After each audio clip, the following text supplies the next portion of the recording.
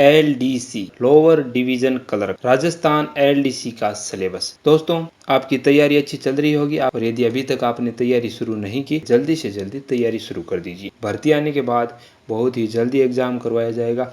जैसा कि आप अन्य भर्तियों को देख रहे हैं, ज़्यादा टाइम नहीं मिलेगा। अभी आए आपको तैयारी शुरू कर देनी है। और तैयारी शुरू करने के लिए जो महत्वपूर्ण और आवश्यक चीज़ है वो है सिलेबस। आपके पास सिलेबस होना बहुत ज़रूरी है। यदि आपके पास सिलेबस नहीं है तो आपको ये पता नहीं होगा कि क्या पढ़ना है, कौन कौन से टॉपिक पढ़ने हैं। तो आपसे रिक्वेस्ट रहेगी कि आप सिलेबस वाले इस वीडियो को पूरा देखिए। मैं आपको गारंटी के साथ बोलता हूँ कि आपको पूरी बात, पूरा सिलेबस एकदम दिमाग में सेट कर दूंगा, पूरा समझ में आ जाएगा। मैं आपको दावे के साथ कहता हूँ कि इस वीडियो को आप एक बार पूरा देख लीजिए, एकदम बढ़िया तरीके से आपको समझा दूंगा। कंप्यूटर स्क्रीन के ऊपर आप देखिए, यहाँ पर आपको दिया हुआ है फेज 1। तो इसमें फेज का मतलब है चरण है। तो अब हम थोड़ी इस पर चर्चा कर लेते हैं। ये एग्जाम पैटर्न वाला जो वीडियो बनाऊंगा उसमें पूरी डिटेल से मैं आपको बता दूंगा, लेकिन शॉर्ट में थोड़ा मैं आपको पहले बता देता हूँ। फेज का मतलब होते हैं चरण। और आपका जो LDC का जो एग्ज़ाम है ये 2 चरणों में होगा, ठीक है। पहले चरण में लिखित एग्ज़ाम होंगे, जिसमें पहले फेज में आपको 2 पेपर होंगे, ठीक है। और दूसरे फेज यानी दूसरे चरण में आपके टाइपिंग और स्किल वगैरह होने वाली है। तो आपको समझ में आ गया होगा, पहले चरण में एग्जाम और दूसरे में टाइपिंग। पहले फेज के फर्स्ट पेपर के सिलेबस के बारे में बात करेंगे। सामान्य ज्ञान, दैनिक विज्ञान और गणित, 3 सब्जेक्ट आएंगे। सामान्य ज्ञान यानी जीके और दैनिक विज्ञान यानी नॉर्मल साइंस। दैनिक साइंस आ गई, मतलब साइंस आएगी, और उसके बाद में मैथ, ठीक है।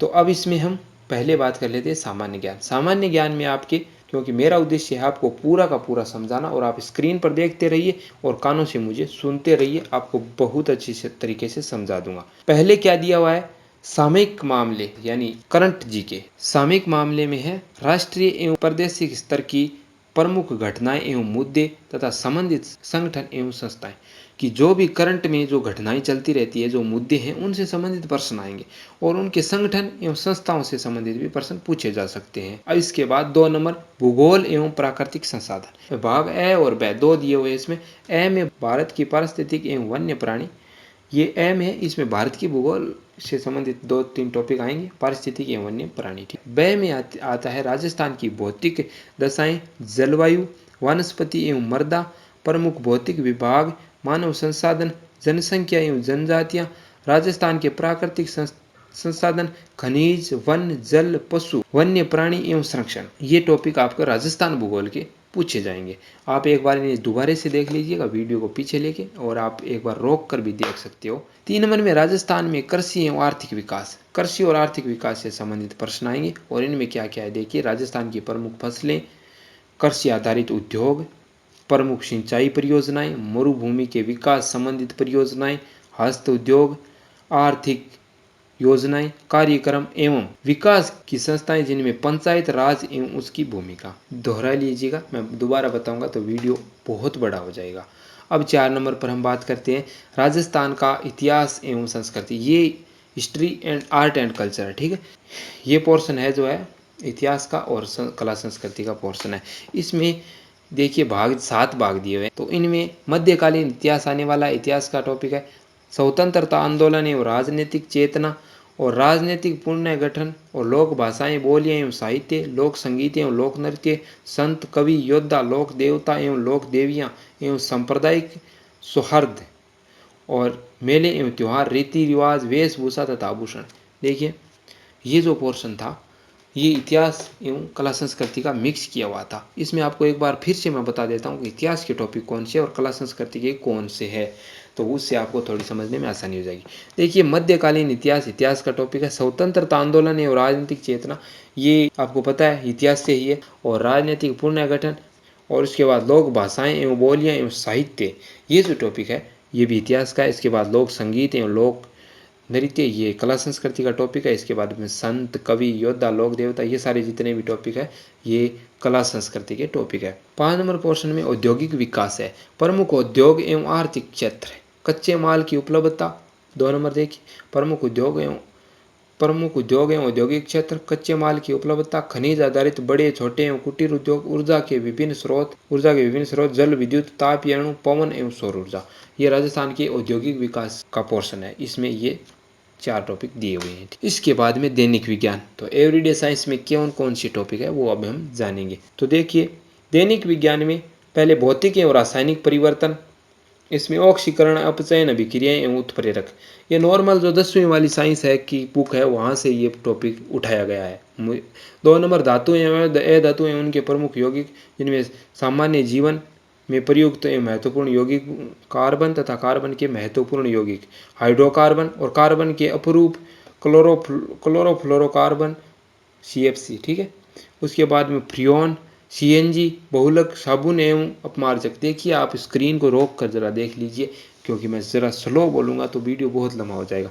उसके बाद में 4 नंबर पोर्शन दिया है प्रकाश का अपवर्तन व उसके नियम, इसमें ये पूछे जाएंगे, नीचे आपको देख लेना, ठीक है। उसके बाद में विद्युत, 5 नंबर पोर्शन विद्युत का है और विद्युत के जो विद्युत धारा है, ओम का नियम है, विद्युत सेल है और फेराडे के विद्युत चुम्बकीय प्रकरण नियम।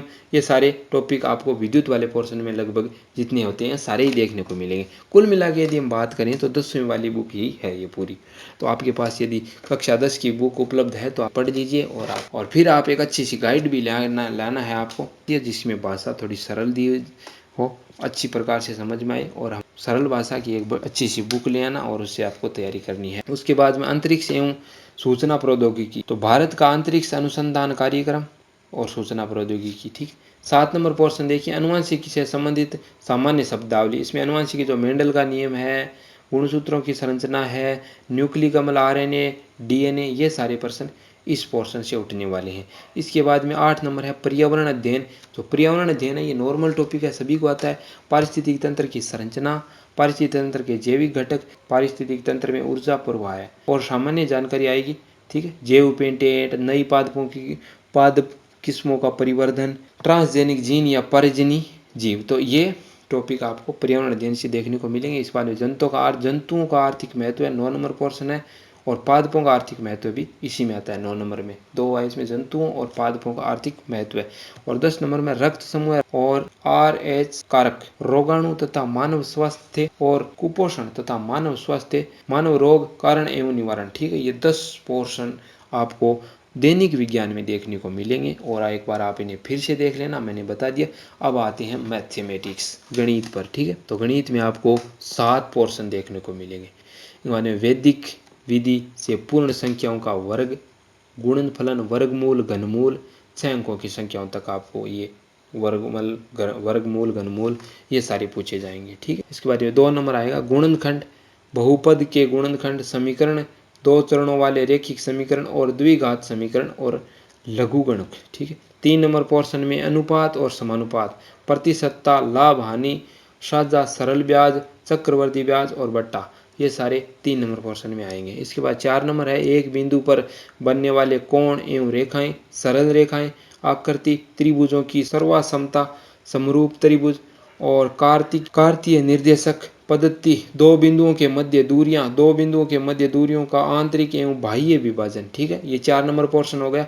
5 नंबर समतल आकृतियों का क्षेत्रफल, वृत्त की परिधि एवं क्षेत्रफल, घन, घनाभ, गोल, शंकु, बेलन सारे आएंगे। देखिए समतल आकृतियों का जो क्षेत्रफल है उनमें देखिए वृत्त की परिधि का क्षेत्रफल, घन का क्षेत्रफल, घनाभ का, गोले का, शंकु तथा बेलन का और पृष्ठीय क्षेत्रफल एवं आयतन भी। अब आप देखिए 6 नंबर पोर्शन, कोण एवं उनके माप, न्यून कोण के त्रिकोणमितीय अनुपात, त्रिकोणमितीय सर्व समीकरण, ठीक है, और ऊंचाई दूरी की सामान्य समस्याएं। 7 नंबर पोर्शन देखिए आंकड़ों का चित्रों द्वारा निरूपण, केंद्रीय प्रवृत्ति में माप और मध्य विचलन, जन्म मृत्यु संख्या एवं सूचनाएं, जन्म मृत्यु संख्या की एवं सूचनाएं।